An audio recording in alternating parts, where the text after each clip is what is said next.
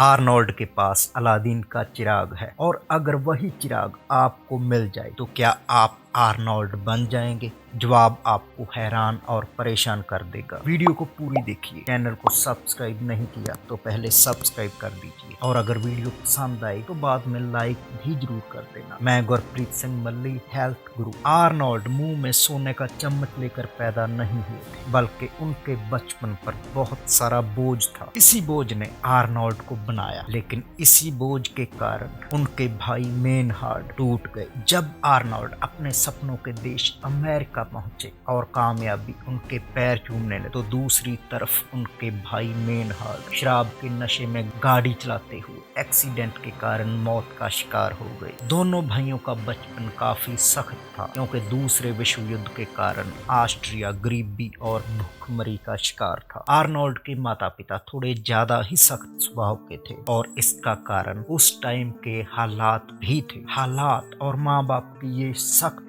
दोनों भाइयों को सहनी पड़ी। वो टूटने लगे जैसे आर्नोल्ड बेंच प्रेस लगाते और उनके चेस्ट के मसल टूटते, लेकिन अच्छी डाइट के कारण वो मसल दोबारा बनते और पहले से मजबूत बनते। बिल्कुल इसी तरह हालातों की ये सख्ती से आर्नोल्ड टूटते, उनका मनोबल गिरता, लेकिन फिर उनको याद आता कि मुझे अमेरिका जाना है, अपने सपने पूरे करने हैं। क्योंकि उनके पास बहुत सारे सपने थे तो वो और मजबूत होकर उठते। लेकिन उनका भाई सिर्फ टूटता गया, क्योंकि उसके पास तो सपने थे ही नहीं, इसलिए वो दोबारा बन ही नहीं पाया, वो उठ ही नहीं पाया। वो शराब पीता और गालियां बकता, लोग उसका मजाक उड़ाते।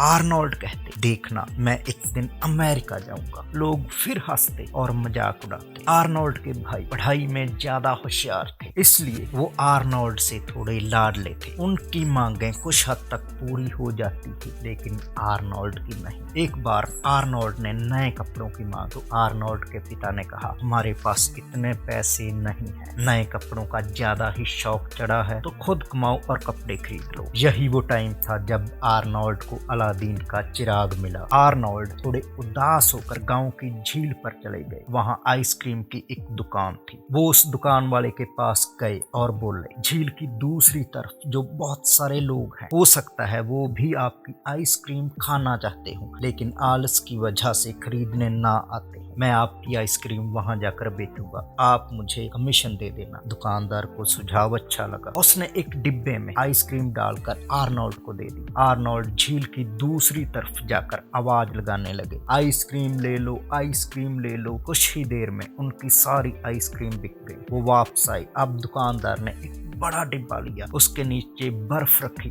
और पहले से काफी ज्यादा आइसक्रीम डालकर आर्नोल्ड को दे दी। दुकानदार ने आर्नोल्ड को प्रति आइसक्रीम 1 शिलिंग दिया और शाम तक आर्नोल्ड के पास 150 शिलिंग थे। आर्नोल्ड कहते हैं कि इस दिन के बाद मेरे दिमाग में एक बात घर कर गई कि आप जो चाहे कर सकते हो, रास्ते आपके आसपास ही होते हैं। आपको बस पता होना चाहिए कि आपको करना क्या है, आपको जाना कहाँ है, आपका सपना क्या है। आर्नोल्ड का कहना है कि यही तो है अलादीन का चिराग। लेकिन कहानी अभी बाकी है मेरे दोस्त। आज आर्नोल्ड कहते हैं कि मैं अक्सर स्कूलों में जाता हूँ और जब मैं बच्चों से पूछता हूँ कि अगर आपको अलादीन का चिराग मिले और उसका जिन आपसे कहे कि मैं आपकी एक इच्छा, एक सपना पूरा करूंगा, तो आपकी वो सबसे बड़ी इच्छा, वो सबसे बड़ा सपना क्या है? तो आर्नोल्ड कहते हैं कि बच्चे कुछ बोल ही नहीं पाते, उनके पास कहने को कुछ होता ही नहीं है, उनको पता ही नहीं होता कि उनको जिंदगी में चाहिए क्या। तो अगर आपको ये ही नहीं पता कि आप